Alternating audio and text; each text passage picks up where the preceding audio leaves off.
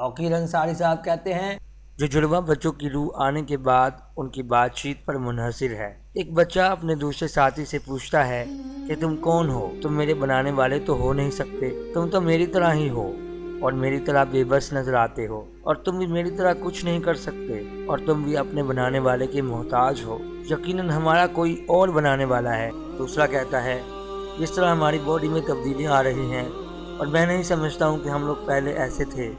جو میں نوٹس کر رہا ہوں، ٹائم کے ساتھ ساتھ ہمارے خد و خال اور ہماری باڈی کے پارٹس کو ٹھیک ٹھیک بنایا جا رہا ہے، اور برابر ہماری باڈی میں کوئی نہ کوئی امپروومنٹ آ رہی ہے، اور لگتا ایسا ہے کہ کوئی بھی باڈی پارٹ بے مقصد نہیں ہے جس کی ہمیں ضرورت نہ ہو۔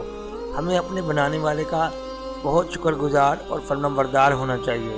بنانے والا ضرور بہت پروفیشنل اور ایکوریٹ ہوگا، جس نے ہمارے ہاتھ پاؤں اور دوسرے باڈی پارٹس کو ایکوریٹ اور خوبصورت بنایا ہے، اور مجھے یقین ہے کہ اگر ہم نے اپنے بنانے والے کو کبھی دیکھا تو وہ ہم سے اپنے دیے ہوئے باڈی پارٹس کے متعلق ضرور پوچھے گا کہ کیا تم نے اپنی زندگی میں کبھی ان کا شکر ادا کیا؟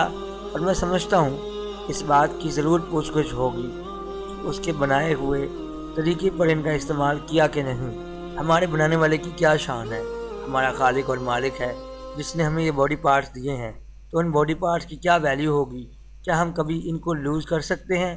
میں سمجھتا ہوں کہ ہم بنانے والے کے کس قدر محتاج ہیں۔ آپ مسلمان ہوں یا نہ ہوں، اپنی زندگی میں قرآن کو ایک بار اپنی لینگویج میں ضرور پڑھیں، اور مزید انفارمیشن کے لیے وزٹ کریں اردو چینل تھنک اللہ انفو اور English channel is there any God info. Allah Allah Allah Allah Allah Allah Allah Allah